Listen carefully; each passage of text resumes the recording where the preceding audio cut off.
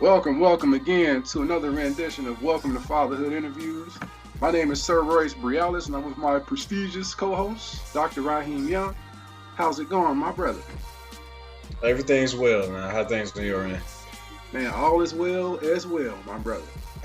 That's I'm good. also pleased to announce this is a long overdue interview. I'm so excited for this one. We have a special guest, David Bencivenga. Did I get the last name right? You did a good job. You really Yes. did. You actually Yes. that's much better than phonetically. It just makes sense. So Bencivenga. So you got it Right. right. Yeah, long overdue, and just appreciate the opportunity to jump on here with these fine fathers and these gentlemen. So looking forward to the conversation. Yes, sir. Yes, sir. So tell us a little bit more about yourself, man. How many kids you got, what are their ages, and also what do you do for a living or for a purpose? Okay.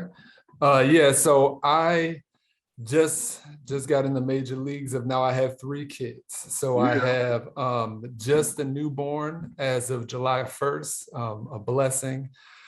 So I have 3 kids, my son, who is 7, my daughter, who is turning 5 in October, so she is 4, and just had a newborn. So been in fatherhood for a little bit, but still learning and growing. Yeah, that's my purpose. If you're talking about purpose, is being a father. My other calling is I am a teacher. So I've been working with young people for quite some time. Worked in Chicago public schools for 15 years.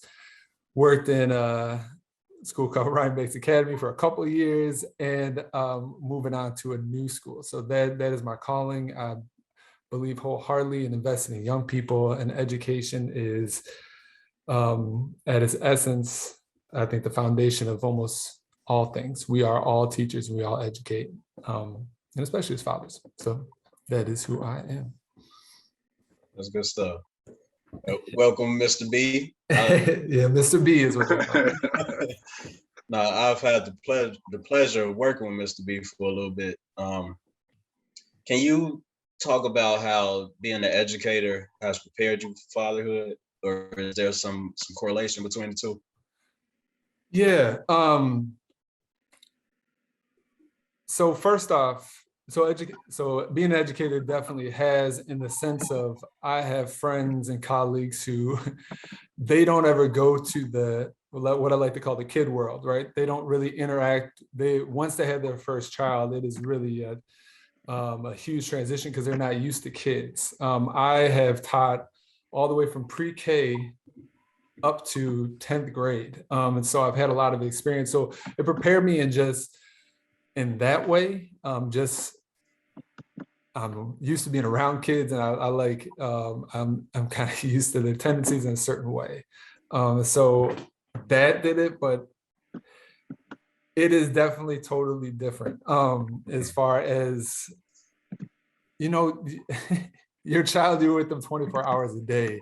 As a teacher, you're kind of on. You're on when you get in front of them. You got to do your teacher face. You got to kind of be strict at times. You got to be understanding. But then you send them home, right? You open up that door and you just say, it's time for you to go home to mom and dad, grandma, grandpa, whoever it is, and you're done for the day. You go home, and as a young man, I just go and watch TV, chill out. But now there is no can't send them off to anybody. So having kids that it makes you more vulnerable. So that's what's good about it. It makes you always, you can't be on at all times. You have to be a person. You're never perfect, but you're always trying your best. And just, it's also the most rewarding and authentic when you really invest and be around your kids, because it's tough. It's tough, especially you gentlemen know, any of the fathers out there having a 4 and a 7-year-old with a newborn. There's a whole bunch of need out there, and it seems like everyone wants dad. Everyone they want mom too, but everyone, dad, what this you're kind of trying to be pulled everywhere. So being a teacher, so long story short, Dr. Raheem, being a teacher prepared me, but prepared me not at all, I guess. So Yeah, there's no handbook when you have babies, man. It's kind of just no. you learn as you go. No, let me tell you a story. So my daughter, My daughter is she's a little fiery. I love her. She's the one, she looks at me just, I think it was yesterday, 2 days ago. And she goes, Dad, there are 3 kids and there are 2 parents. And I can't tell you the way she looked at me. If you would have looked at her eyes, I feel like it's like, I feel like it's like Kobe looking at like the Atlanta Hawks or some like garbage team and being like, I got you. Like you have no chance now. She had the realization that we were outnumbered, and I was a little scared. I was like, wow, that's definitely true. She's 4 and she knew that. So, yeah, no playbook. I'm playing behind. I'm playing defense, maybe a little offense. So, well, good defense leads to a good offense, man. That's what they always say, right? So, whatever. So go back 7 years for me, man. So when you first found out you was gonna be a dad for the first time, what was kind of going through your head? Your very first welcome to fatherhood moment, if you will. Oof.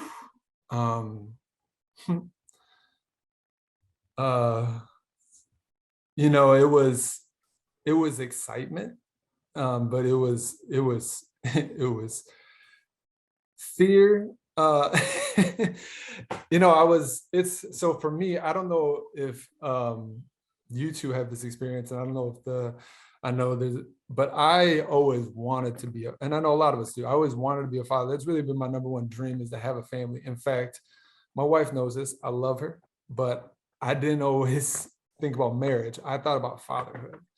So marriage has actually been something I've really had. I never had that example, so I've had to kind of adapt to that. But fatherhood I definitely have, but that was my dream. I became a father at 30. We found out we're pregnant at 29. And years leading up to that, full transparency, that's what I wanted. I was trying to find that. And I was ready to be a father. I wanted to make that step. And so when I had it, it was like, wow. But it was definitely excitement. And I don't know if you two can relate to this. That first child is like, everything is brand new. And it's exciting and scary at the same time. So that moment was, and we weren't necessarily, full transparency, we didn't plan for it, we'll just say. So it was something that was a surprise. Does? What? Yeah, it's never planned, man. No. Very rare. You say, I'm gonna have a baby. Let's try to have a baby. No, it just happens. That's right. For the most part. So can you talk? No, go ahead. You're gonna say something, Mr. B? No, I was gonna say I can think back to my moment, man, when I found out I was gonna have to be a dad for the first time, and I had some of those same feelings, man, like anxious, happy, joy, worry, like the whole, put everything in a box, man, blend it up, man. I had all those feelings, man, at that moment. Like shock. I was like kind of shocked, like, man, this is really happening. Did you two, and I don't know, I think you're supposed to interview me, but I'm gonna ask you a question. Did you two, so I've met a lot of friends in my time. I call them the denial people, right? They have, especially their first child, they get pregnant and they're like, I'm gonna live my life. I'm gonna be okay. I'm gonna keep kind of doing what I'm doing. And it completely throws them for a wrench. I was old enough where I was kind of prepared. I knew life was gonna change. Either for you or your experience with other fathers, have you seen that, the kind of denial, or did you kind of have that, like, it won't be that big of a transition? What are you guys' thoughts on that? For me, I most definitely had that. Did you? Yeah. He was a young man. Yeah. It didn't come until the second child. Yeah. So, like I said before, I was 23 when my wife had our second child, my son, and that's when it hit me. Like, damn, I got to take care of these people. What am I gonna do? Life got a lot more serious. That responsibility thing kicked in major. So I do understand what you're saying. Did you find that it was more? Did you take it? Were you longer than your wife, or were both of you, because you both were young, it took a while for both of you to kick in? Oh no, she was like, soon as, I mean, before the baby was even here, she was on. Right. Yeah. And so her motherly instincts kicked in real fast. Yeah. I mean, she always been responsible in certain ways, you know. And I had to catch up in a lot of different areas. So Yeah, mine's is a little different. My wife at the time, she already had a kid before we got married. So I met him when he was almost 2. He was like 1.5. So we kind of was already living that kind of lifestyle anyway with him. But Okay. when the second one got there, it just kind of solidified what we had to do. Like you really can't go out now. Like you gotta really bunker down because it's 2 of them now. So uh, I think, but for me, it was the first time like I had a newborn. So it was a whirlwind. Like waking up in the middle of the night, you know, trying to make sure that she's taken care of, like she got her things that she needs. It was a lot to deal with. But I think probably like the first probably 3 or 4 months was like the toughest for me. Yeah, I always say I can totally understand why, when you see like famous people or people, and they don't necessarily invest in that around their kids a lot. And I'm like, I can see why, because kids take so much of your energy and they're out there trying to, do their thing. And they kind of have that denial. Plus they have the resources to like, have people come in. Have a nanny or something. Yeah. But if you don't, if you don't have all that stuff, you gotta hunker down. So you'll have a nanny? That's what you're saying? Would I? Yeah. Like in a perfect world, can I? We don't have one now. I'm saying if you could have one, would you have one? Yeah. Would you guys? Man, like 3 kids this young. Especially, I don't know if the 4 and 7-year-old. I mean, it's just constant. It's like world war over here. Like they're constantly. You never know what's gonna be. Like they don't. Yeah, they just don't take like no for an answer. They don't. They just. It's crazy. I need padded walls and stuff over here. They just jumping all over the place, but they're good. But man, but yeah, a nanny. Yeah, I think a nanny would be nice. Yeah, sure. So, Mr. B, I was just gonna ask if you could talk about like your upbringing and your relationship with your father a little bit. Yeah. So yeah, I grew up one of 4. I was the third. And my mother is an amazing woman. She all 4 kids. She has a daycare and education background, so I kind of get that from her. And she was always there. When you got that person, that if you're blessed to have them, that person you can always rely on. I've had that in my mom, and it's been amazing. Unfortunately, my father wasn't that way. My father, at his best, so he stuck around till I was 15. So I had a long time with him. Full transparency, he had some mental health issues. And so he was doing that. He didn't necessarily get invested in, I don't know his full story. And I don't know if, a lot of people can kind of relate to that. And it manifested, and I don't know where it was born out of, but it was hard for him to really be stable. He was kind of all over the place. And so at his best, he was incredible. He loved basketball, and I was a basketball player. My older sister was a basketball player. So he was our coach. And he was there at practice, pushing us hard. He was funny and engaging, but at his worst, he was volatile, abusive in a lot of ways. I've told some of these stories, but as a basketball player, there were times where I would be yelled at in the stands, and I would have a stadium of people. I'd have people that would feel bad for me because it went over the line. And it would really affect me. I was, like a teenage kid, even younger. So though that's at his worst. But he also, of the 4 kids, he probably was closest to me, which was interesting. So we did a lot of things together. We would go. He was a hands-on person. So was I. I'm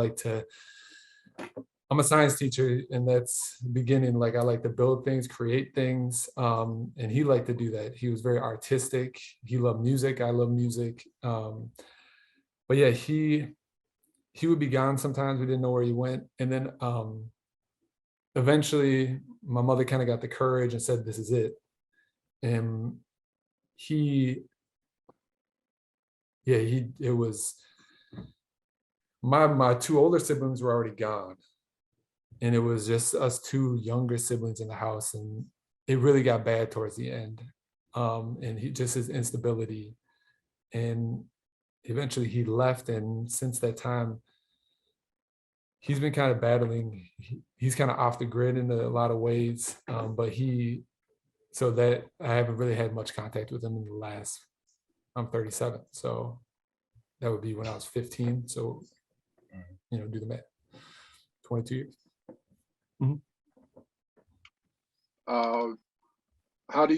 When you were 15, so take me back to that when he left initially, like, how did you kind of deal with that? How did you cope with that? Did you have any other like mental, like male, like role models to lean on?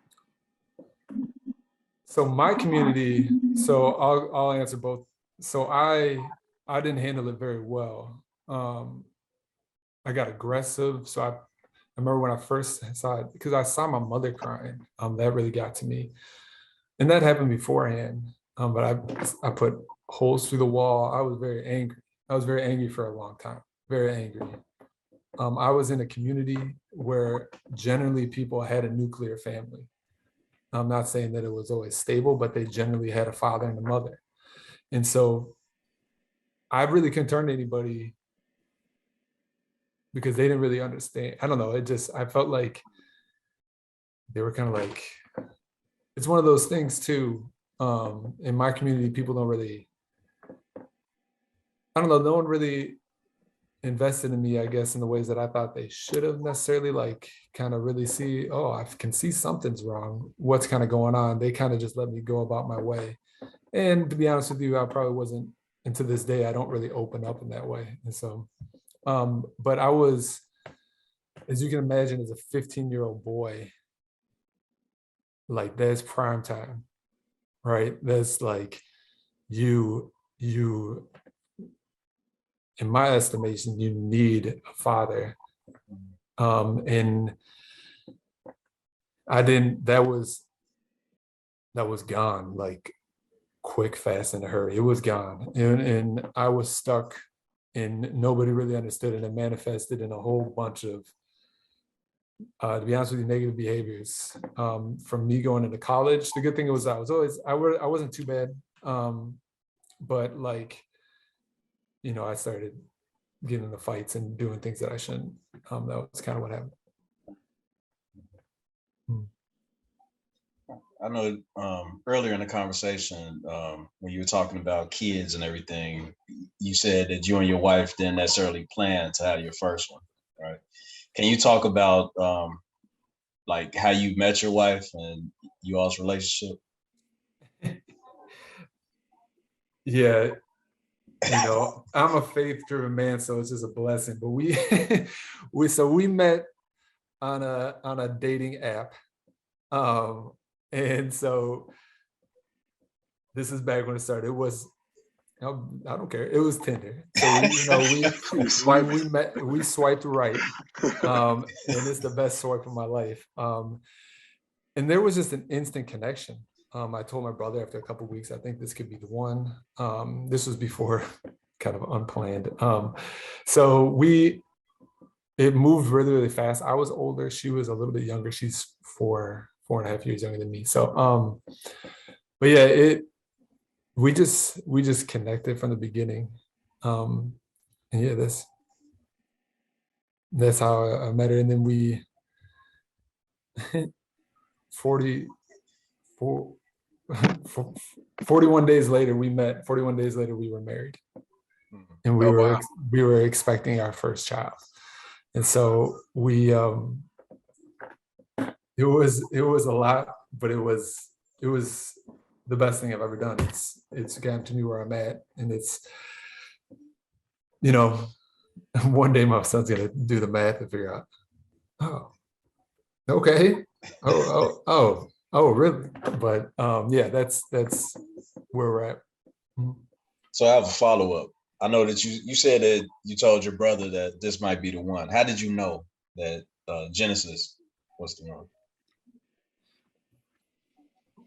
Yes, I don't know. I just kind of like, it just works. You know, when you can just, my sister always told me that when you feel it, it's gonna be easy, which is funny to say because anyone who's married, it's not necessarily easy, but getting to know her and just hanging around, just us, like just hanging out and chilling and just being around each other was just easy. It just fit, and I just kind of knew like this felt different than anyone I had met before and anyone I've ever met. It just, for us, we're kind of strange. We can kind of be around each other all the time, and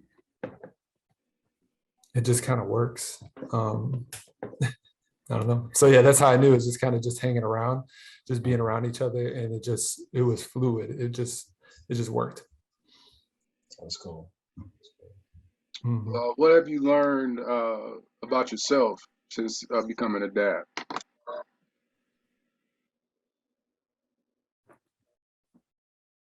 I've learned that I can handle a lot, handle more than I thought. You know, like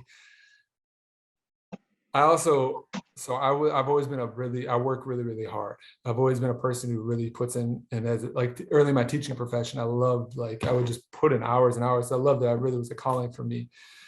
And once I became a father, where I would have like 3, 4, 5 hours to figure things out, I have 15 minutes, you know, or I have 30 minutes. And I can juggle all those and even be more effective, you know what I mean? Even be more efficient. So that's what I've learned as being a father, that I can just kind of work on the fly, like just be not so try to, I guess the word is control things. So I've learned that about myself. I've learned that,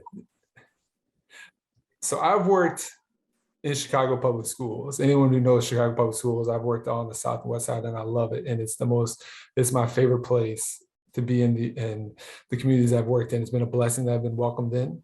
But at times it can be very challenging, you know, like it can be, and I've always been like, it's been my calling. It's just what I'm good at, is connecting with young people and figuring out, and even the most volatile situations, I can figure it out. But as a parent, I think my kids get to me more than and I've had some tough students. I've had some rough like students, and my children, they can get to me like no one's ever been able to get to me before. And they don't know it, but in my head, I'm like, man, temple bursting out of my head, like, and that's like currently, that's like now they like they're then within the last couple months I've never, you know, they can get to me. But that's what I've learned, is that I can juggle a lot, but I'm also, kids just make you vulnerable. They'll put you in a position where, like, it doesn't matter how big and bad you are, you know, they first off, they need you. They can get to you through your heart. They can also get to you to be like, you don't got everything under control. You have to, you know, you can't always be in control of everything. So that's what I'm doing. So in the past, we've had a lot of like deep conversations. Right? So thinking back on those conversations, that brings me to the next question. if you had the power to shape or mold the world in any way that you could to make it a better place for your 3 children, how would you do that? Yeah, we have had some deep conversations, and I love this question, because at the essence, that's, I believe, why I'm meant to be on this earth is to create a better life for my children, and what I can do to make a better world for everybody's children. You know, we've talked about, so I happen to be in a multiracial relationship, and, you know, especially in this country, but worldwide, you know,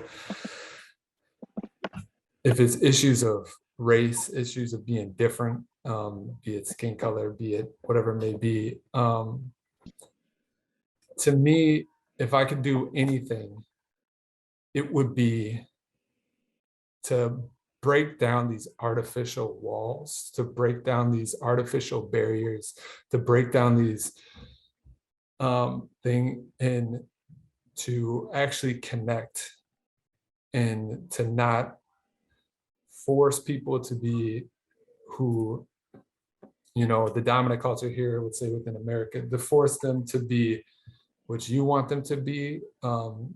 What's the word now? Plurality, right? To really give people that autonomy to be who they are, and to be around people that are different, to be around, and this is of all people.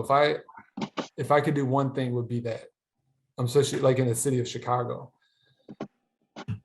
you jump on the L and you can just literally see stop by stop who is getting off the train, and it's pretty homogenous. It's like one people are sticking, they're this, and they get off at this stop, and they're this, and they get off, and it just changes, and you can just see it's just so segregated, and that by design.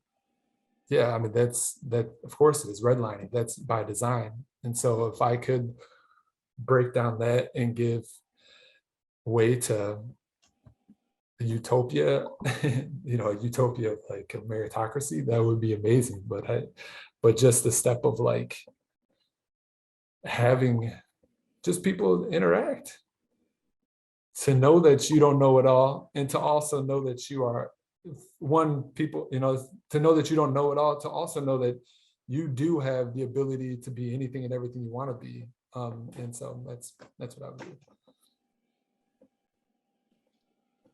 Kind of hop in the DeLorean, man. Let's go to the future, man. So let's say 10 years from now, you got a 17-year-old and you got a 14-year-old, and it'll be a 10-year-old. What kind of advice would you give to your kids about relationships as they start to get a little older? First off, reference to the DeLorean. So my car in high school, my father went out and bought, he spent 600. I was like, I wanted to get like a really nice, I want to get like a nice car, you know, like girls or whatever, people be able to see me. And so I'm telling my dad all these different cars I want. He comes home and he had bought a $600 car that didn't work, didn't have a rear view mirror, was a garbage. And it was a car called a Pontiac Fiero.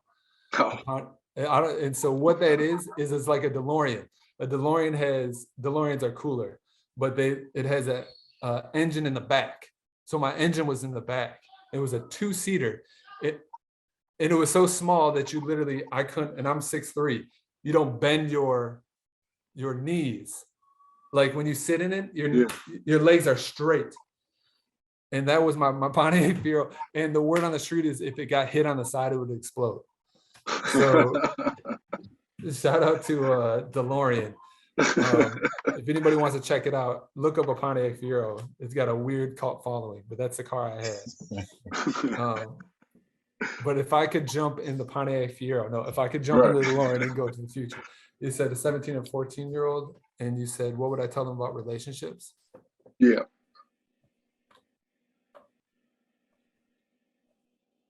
I would say, first off, I would never want to, I I would never want to, at times I feel jaded. At times I feel that I don't open up, and my wife at times will be the same. And I wouldn't want to steal that innocence. I would want them to build relationships, authentic connections with people, and be open to that. If someone shows genuine love and you can feel that, first off, you don't be afraid to be that way too. If it's a friend or anything, you know what I mean? Like, it's okay to care about people. Unfortunately, I've been hurt in my life, so at times that can be difficult for me. But I would want my kids to have that in relationship. If it's a significant other, 14 and 17, I don't know, it's a little, maybe I'm a little traditional. I would be, so my daughter, 14, I think I got to put the kibosh on that. But so I don't know if I'd be ready for that. Maybe put 10 years on it. 10 more years. So maybe 20, 30 more years, 30, 40 years old. But no, so I would be, I don't know, Dr. Raheem, your kids are a little older. Maybe this is just I'm not educated. It seems darker now in some ways. Like, it seems with the internet, and like you have to educate your kids more on what is out there. And so unfortunately, I would want to not take their innocence, but I also want them to be prepared. I would want them to be confident in who they are. My kids are multiracial. My wife is Black. I am white, and that I think they're going to navigate the world. I think there's more multiracial kids out there, a lot more. There's tons of, obviously, examples for them. But I also know that they still won't represent the majority. They're still going to navigate the world in their own unique way. And I think that may pose problems. I think it also will be a greater catalyst for them. Like, I think they're going to have a different life than my wife and I. So I think they'll probably be able to educate me in a lot of ways of what it's like. But as far as like a relationship, I think just to be open, to put yourself out there, to take risks, but to also be careful, not stupid. And also, I'm Dr. Raheem, and I don't know, Sir Royce, we're kind of like the old men yelling at clouds. Like we're like, I don't know. I don't think I want my kids on social media till 18. I don't know if that's even possible. I would really not want them to have a phone, but my kids on my phones now, so I don't know how to stop that. But I want them to have person-to-person relationships. I want them to actually be on, if it's sports teams, after school clubs, interacting with teachers, interacting with adults, church, actually being out there, person-to-person, connecting, overcoming things, like being challenged if it's on a sports team, being challenged if it's camping. They got to figure stuff out if it's whatever it may be, if it's traveling. So long story short, to be open, to also be weary, but to take chances and take risks. So that's what I tell them. So if your son or your daughter came to you and was like, Dad, I just met, this person, and I feel like they're the one, and I think I'm gonna marry them, and but I met this person 45. What'd you say? 45? 41 days. 41 days. 41 days ago. What would you tell them? Absolutely not. Man, I'm putting that. My family didn't handle it the best way, and I can totally understand why. If that happened, well, I would have experience, but I hate to say it, especially with a daughter. I feel like I now have 2 daughters, and I had a friend, and I remember his father. He was he was the man, he's the husband or the groom, and his wife, now wife, and the father was having a hard time. And I was like, wow. But now I totally get it. Like I think that would be really difficult.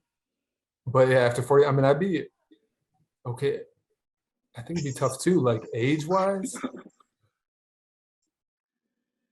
Like I think I would, it would be, I would let him do it. Like I don't feel like I'm not going to be, I'm hopeful that I cannot be a judgmental parent. Hopefully I can give them the space to make their own mistakes, as much as that may hurt.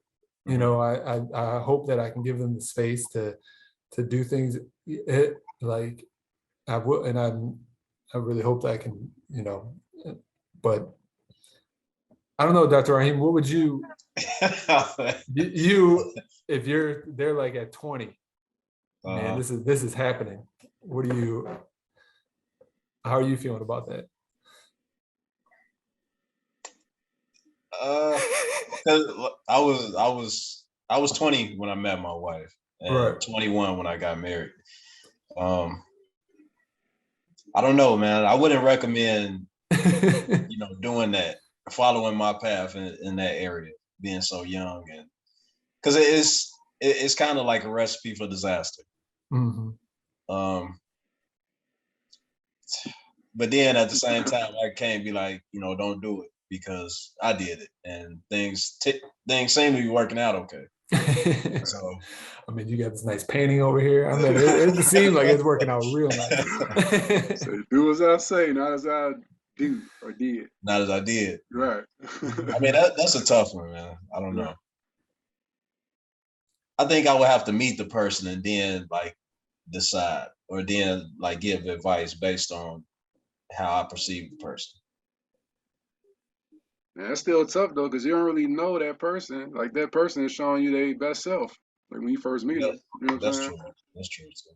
Don't you think too, like, I was just thinking in my mind, like, it's difficult because don't you think some of your quote unquote biggest maybe mistakes or things that are really what led to the best things in your life? You know what I mean? Like, because I was thinking to myself, like, everybody, as a father, you want what's best, right? And you want them to go about life, and that it's going to, they make the right decisions. But it's first off, it's not realistic. Second off, like I just said, if I really want them to take chances, if they take chances, they're going to really they're bound to make some real mistakes. Yeah. And are they actually mistakes? So they're not. They're not. That's exactly it. Yeah, it's a lesson. Yeah. How did your mom take that news when you told her that you was about to get married after 41 days? So I didn't tell my family right away. I told them about my kid that I was pregnant, but we took a little while to say. So when we eventually told them, it was difficult. It was difficult to, like, so much happened so fast. And so, yeah, it was, I think I'm 8 years in, 3 kids in, but that's not a lot of time at all. It's still relatively new, you know what I mean? And so, like, I think, and I'm different than the rest of my family. I do things different, and I pride myself in trying to be as uncomfortable as I can be, and like put myself in positions where I can continue to grow and learn. And with that,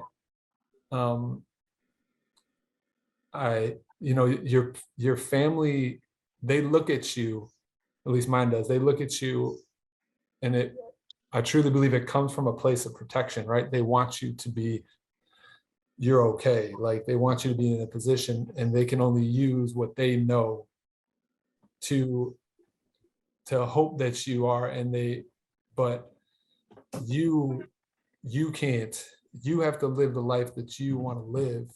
And no matter what they assume or how they feel, you have to, because they're gonna have that feeling. They don't want you to jump into the pool. They don't want you to fail. But if you want to put your, if you want to really take risks, if you really want to do live a fulfilled life in my eyes, you just have to go for it. So long story short, I think my family is still grappling with the fact of like my life, the acceleration of my life into being married, having 3 kids. I live on the south side of Chicago. I love it. And so that whole entire thing is, that's where we're at. That's awesome. So not only are you married to a Black woman, you married to an entrepreneur. That's right. So can you talk about those dynamics, how being the entrepreneur weighs into you all's relationship and your parenting? Yeah, my wife, so she has challenged me in ways that I've never been challenged before. Both, I don't know what that word is. Both, and like both culturally. Growing up, I grew up in a predominantly white community as well as my family. And so that has been really, and then I taught in Chicago public schools. But once I married her, that's where my real education began, to be honest with you, to really realize to really start to understand different people, different cultures, the way people live, the way they think. And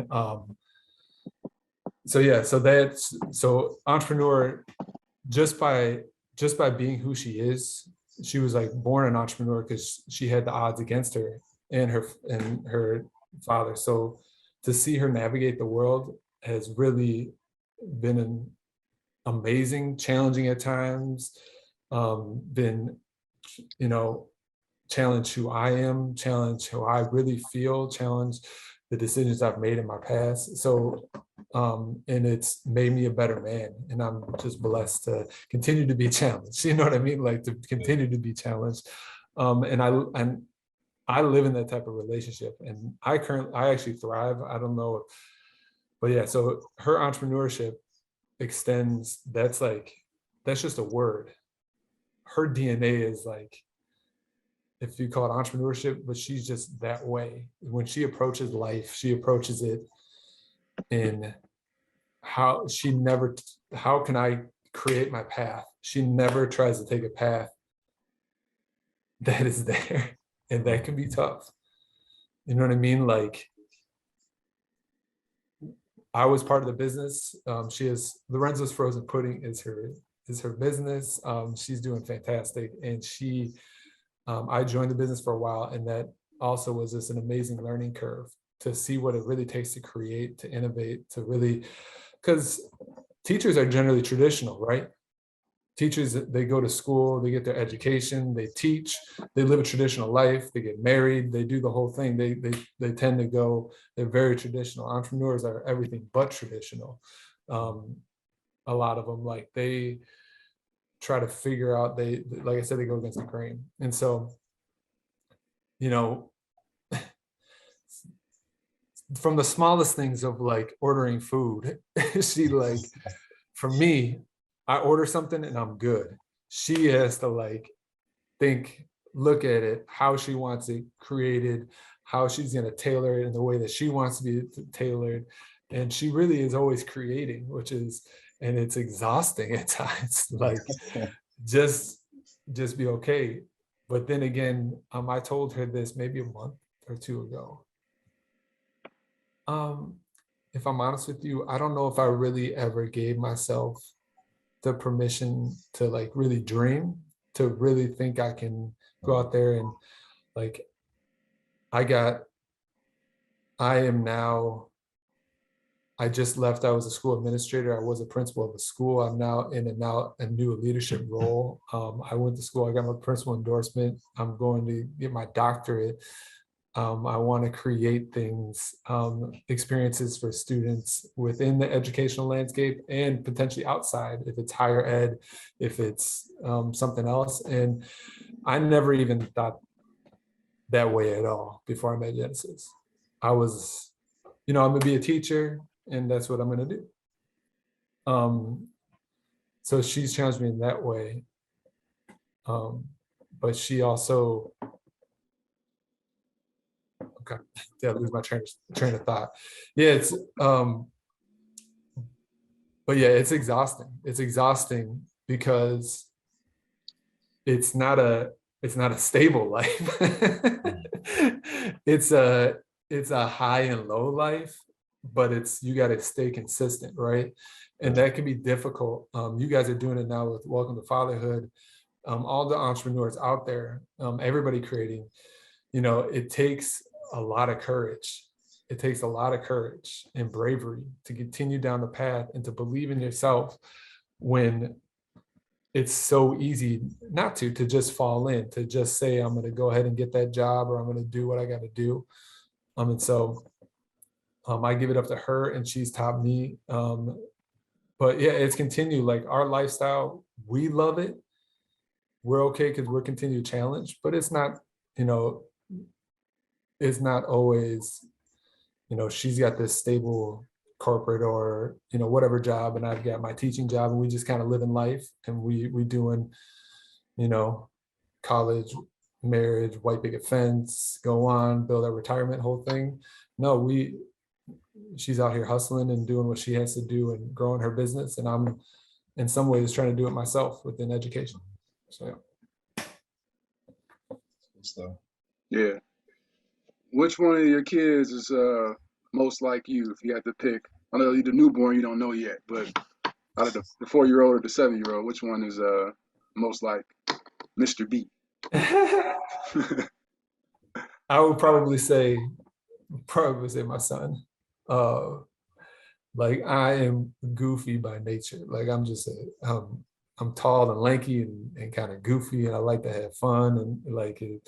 And so he has that spirit as me. Like I never try to be the coolest guy in the room, right? Like I'm perfectly fine being a nerdy science teacher. Like kids think they're making fun of me by calling me Bill Nye. No, like I'll take on the Bill Nye anytime. But yeah, he has a love, just kind of a real beautiful spirit. He has a real curious spirit, and that's kind of how I am too. He really tries to figure things out, and he just people, he makes friends, and he's a great kid. So I guess he liked me, So, but yeah. My daughter is more like my wife, and she has some gifts. She played soccer for the first. She scored like 5 straight goals. It got to a point. Where the other parents were like, "Whose child is that?" And I'm like, "Me." like she has that kind of more fierce. And then we'll see number 3. That's the cool thing about being a father, right? Is they're each unique, and you don't know, like, at least how I feel just blessed that I even get to be their father, because you get to just see them grow up. You get a first row seat to see who they're going to be. And they're going to turn in, they've got their own destiny. They're going to turn into who they are, their personalities, who they are, what they like. And that's exciting. Mm-hmm. So yeah, my son, I would say, like, before, I guess I want to say congratulations to you all. I saw the post. It was about Lollapalooza this past weekend, and how like the pudding sold out. She sold out. So I was the one who brought all the boxes in.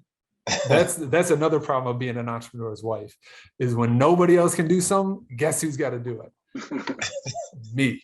Every single time. No, it's but I was the one who came in, and it was a whole 8-foot freezer plus a whole entire enormous freezer that Lollapalooza, and it was and she sold out.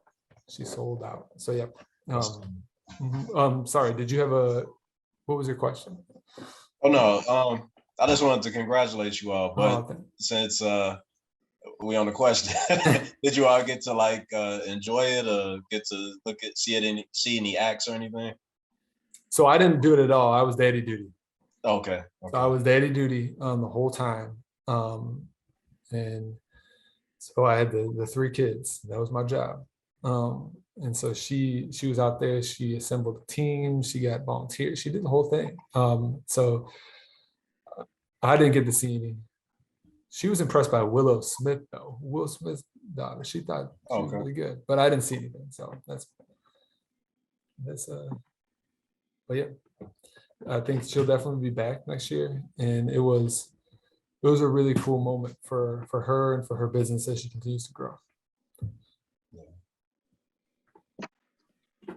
So, David, I asked you a question before we got on the call, and gave me an answer. We kind of been talking about it since we've been on the call, but I just kind of want to read it to the people. The question was, what does fatherhood mean to you? And David, you said, it's my calling and purpose on this earth. Real short, real sweet. Can you elaborate a little bit more about that, especially after having a new addition to your family? Like how do you feel about that purpose and that calling now?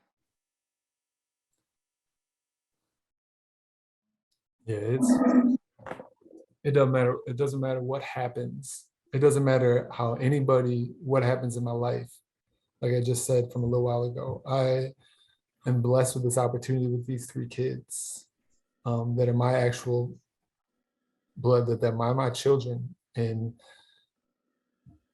it is, I mean, people say it all the time, but yeah, it is the greatest gift. No matter what happens, I'm, God willing, like I'm gonna have them, and it makes everything worth it. Like Dr. Raheem sees me, I'm like, people think I'm crazy. I'm like a 3:45, 3:30, wake up in the morning type. Like I'm crazy trying to get stuff done, but it's all worth it. Like to little things. I just hope, I make lunches. I'm not too big for anything. I'm not one of those fathers that, I'm not going to do this, I'm not going to do that. I will do anything and everything. I'll do a tea party, dance party. I'll do every diaper. I will burp the baby, feed the baby. I'll stay up late if necessary. I'll make the lunches. I'll go to the functions. I just want to be there. And I don't care, that like that's just, and that's my purpose. And I get to do that every day. And that's just real cool. It's real cool. And I don't know if this is coming, to an end. I appreciate this conversation, but I want to congratulate you two, or I want to, tip my hat to you. I had the opportunity to meet you through my wife, because you reached out to her and kind of what she's done with her father and creating her business. But this organization, Welcome to Fatherhood, man,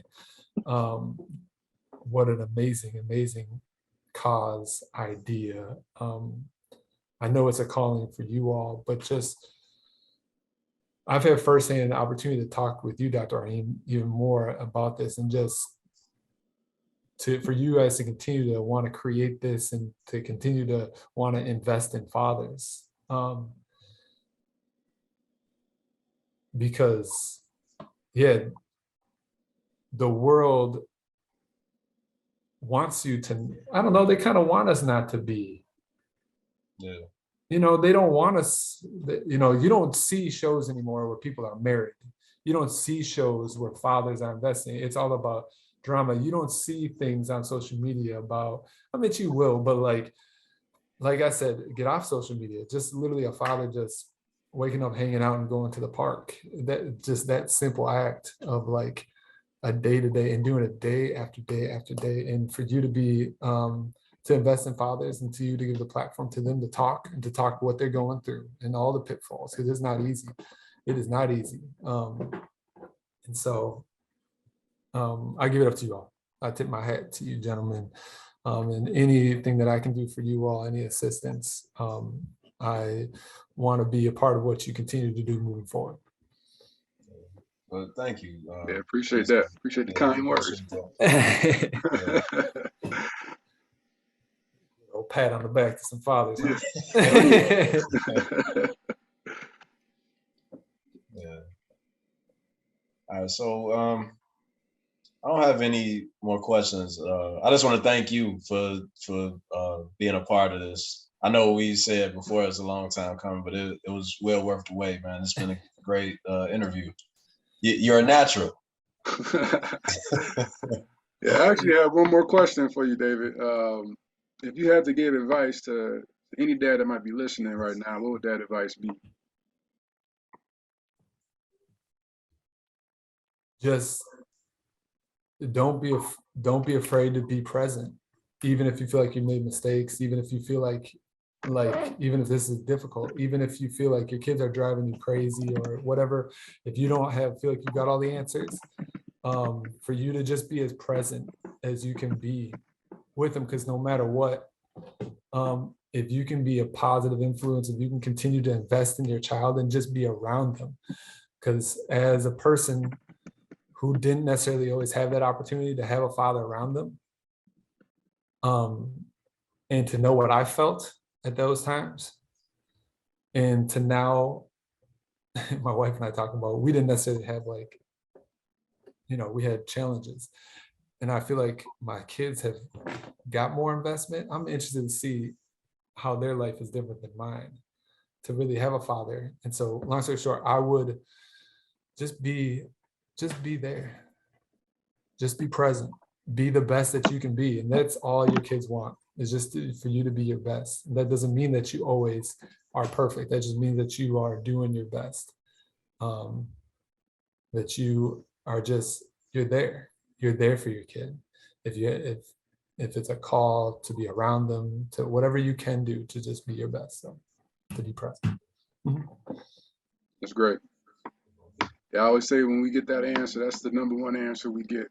Like we interview over like 70 dads so far. Well, 70 interviews have been out, but we interview more. But that's the number one answer right there.